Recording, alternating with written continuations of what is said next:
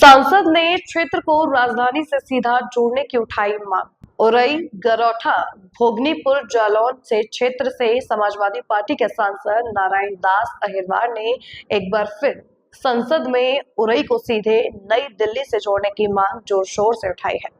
उन्होंने कहा कि क्षेत्र की जनता को बेहतर रेल सुविधा देने के लिए कई महत्वपूर्ण ट्रेनों के रूट में बदलाव और विस्तार किया जाना जरूरी है। सांसद ने मांग की कि श्रम शक्ति एक्सप्रेस, जो अभी नई दिल्ली से कानपुर तक चलती है और वहां लंबे समय तक खड़ी रहती है, उसे बढ़ाकर उरई तक चलाया जाए ताकि स्थानीय लोगों को सीधा लाभ मिल सके। इसके साथ ही उन्होंने बरौनी से ग्वालियर को जाने वाली छपरा मेल को दिल्ली तक विस्तार देने की मांग की है, जिससे पूर्वांचल और बुंदेलखंड के बीच बेहतर कनेक्टिविटी स्थापित हो सके। सांसद ने यह भी प्रस्ताव रखा है कि कोंच, जालौन, भिंड, इटावा होते हुए ग्वालियर तक नई रेलवे लाइन का निर्माण किया जाए, जिससे क्षेत्र के कई शहर सीधे रेल नेटवर्क से जुड़ सके। इसके अलावा गतिमान एक्सप्रेस, जो हजरत निजामुद्दीन रेलवे स्टेशन से झांसी तक चलती है, उसे भी उरई तक बढ़ाने की मांग की गई ताकि उरई की कनेक्टिविटी सीधे राजधानी से हो सके। रेल सुविधाओं के साथ साथ सांसद ने बुंदेलखंड के समग्र विकास पर भी जोर दिया है। उन्होंने क्षेत्र में विश्वविद्यालय, पॉलिटेक्निक, ITI, कौशल विकास केंद्र और सुपर स्पेशलिटी अस्पताल खोलने की मांग उठाई। साथ ही किसानों और गरीबों से जुड़े मुद्दों को भी संसद में प्रमुखता से रखा है। इस पहल के बाद एक बार फिर उरई से दिल्ली तक सीधी ट्रेन चलने की उम्मीदें तेज हो गई हैं और क्षेत्र की जनता को अब किसी बड़े फैसले का इंतजार है। धन्यवाद अध्यक्ष जी। वर्ष 26-27 के आम बजट पर चर्चा के अवसर पर अपने संसदीय क्षेत्र की जनता तथा समाजवादी पार्टी के माननीय अध्यक्ष की ओर से मुझे सदन में अपने विचार रखने का अवसर देने के लिए मैं आपका आभार व्यक्त करता हूं। अध्यक्ष जी, आज देश के करोड़ों गरीब नागरिक महंगाई, बेरोजगारी और बढ़ती रोजमर्रा की लागत से परेशान हैं। महिलाओं के विरुद्ध बढ़ते अपराध भी एक गंभीर सामाजिक समस्या बन चुके हैं, लेकिन इस बजट में उनके लिए कोई विशेष प्रावधान नहीं है। महोदय, बुंदेलखंड क्षेत्र कई वर्षों से पिछड़ेपन, सूखा, बेरोजगारी और पलायन की समस्या से जूझ रहा है। इसके बावजूद इस बजट में जालौन का कहीं उल्लेख नहीं किया गया है। बजट में 7 हाई स्पीड रेल कॉरिडोर, नए जलमार्ग और मिनरल कॉरिडोर की घोषणाएं की गई हैं, लेकिन आज़ादी के 79 वर्ष बाद भी जालौन के मुख्यालय उरई तथा आसपास के जिले हमीरपुर और कानपुर देहात से नई दिल्ली के लिए कोई सीधी रेल सेवा नहीं है।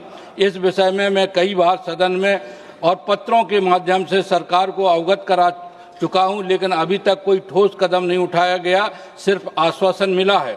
महोदय, जालौन सहित पूरे बुंदेलखंड की सबसे बड़ी समस्या रोजगार की कमी है। यहाँ उद्योग और रोजगार के अवसर बहुत कम हैं, इसलिए क्षेत्र के युवा पलायन करने को मजबूर हैं। इस बजट में न औद्योगिक क्लस्टर, न MSME हब और न ही कृषि आधारित उद्योगों की कोई योजना इस क्षेत्र के लिए नहीं दी गई। उच्च शिक्षा, तकनीकी शिक्षा और व्यावसायिक प्रशिक्षण की कमी के कारण यहाँ के युवाओं का भविष्य प्रभावित हो रहा है। बजट में बुंदेलखंड के लिए कोई विशेष शैक्षिक प्रावधान नहीं किया गया है। बुंदेलखंड के किसान आज भी महंगाई, बिजली, खाद, बीज और बाजार की समस्याओं से जूझ रहे हैं, लेकिन किसानों के लिए कोई विशेष पैकेज या लागत कम करने की ठोस योजना इस बजट में नहीं है। स्वास्थ्य सेवाओं की स्थिति भी कमजोर है। जालौन में विशेषज्ञ डॉक्टरों और आधुनिक सुविधाओं की बहुत कमी है। गंभीर मरीजों को झांसी, कानपुर या दिल्ली भेजना पड़ता है, लेकिन इस बजट में मेडिकल कॉलेज या सुपर स्पेशलिटी अस्पताल का कोई प्रावधान नहीं किया गया। अध्यक्ष महोदय, मैं जालौन और पूरे बुंदेलखंड के विकास के लिए अपनी मांगें सरकार के सामने रखना चाहता हूँ। श्रम शक्ति एक्सप्रेस, जो नई दिल्ली से चलकर कानपुर पहुंचती है और कई घंटे वहीं खड़ी रहती है, इस ट्रेन को जिला मुख्यालय उरई तक बढ़ाया जाए ताकि क्षेत्र के लोगों को दिल्ली जाने के लिए सीधी रेल सुविधा मिल सके।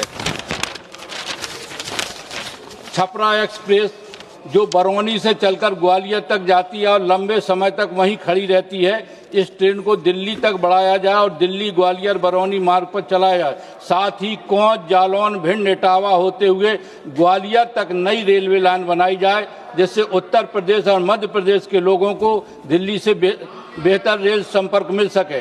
गतिमान एक्सप्रेस, जो निजामुद्दीन से झांसी तक चलती है, उसे लगभग 1 से 17 किलोमीटर बढ़ाकर उरई तक चलाया जाए, जिससे यात्रियों को दिल्ली तक जाने में सुविधा होगी और रेलवे को भी राजस्व मिलेगा।